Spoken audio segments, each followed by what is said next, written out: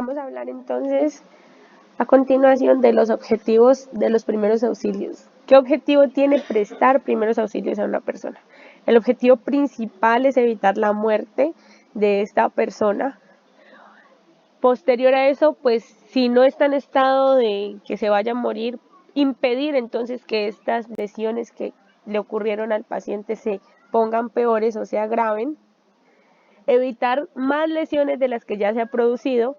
Muchas personas cuando encuentran una persona que le ocurrió un accidente y que está en el piso, siempre tratan de moverlo y a veces ese movimiento le puede ocasionar más daño del que se le había ocasionado en el momento del accidente.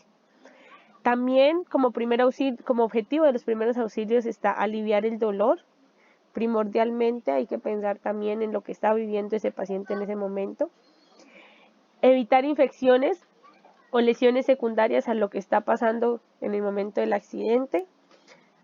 Ayudar a facilitar la recuperación del lesionado, pues si actuamos de manera correcta vamos a lograr que el paciente se recupere fácilmente y evitamos pues que lógicamente agrave.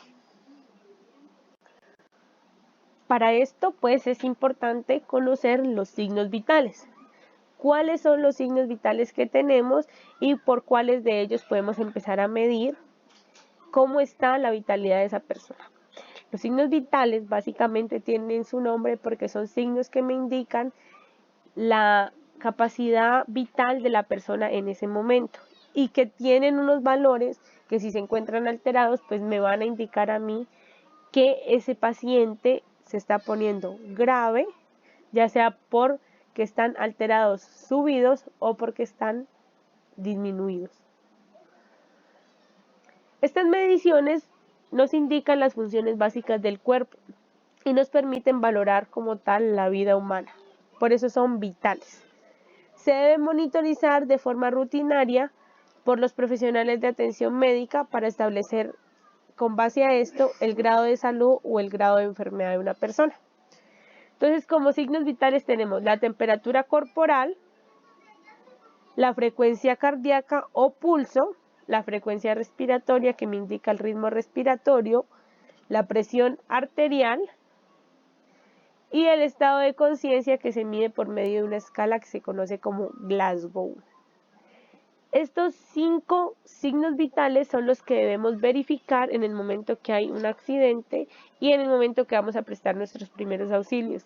Primero que todo para descartar que el paciente está muerto y segundo para verificar la gravedad de las lesiones de ese paciente en cuanto a los signos vitales para que de esa manera sepamos qué tan rápido debemos actuar.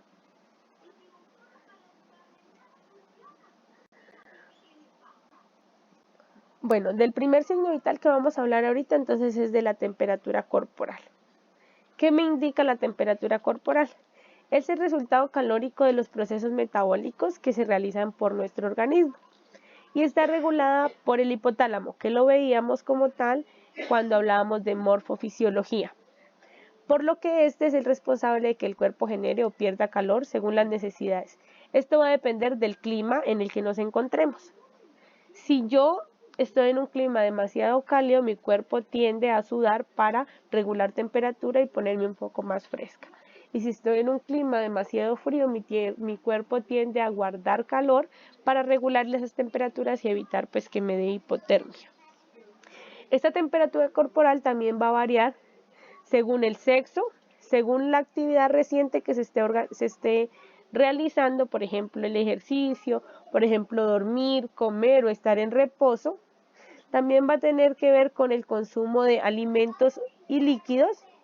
La hora del día también va a tener una diferenciación en la temperatura corporal. Y el hecho de que seamos del género femenino, pues nuestro ciclo menstrual también tiende a cambiar la temperatura corporal.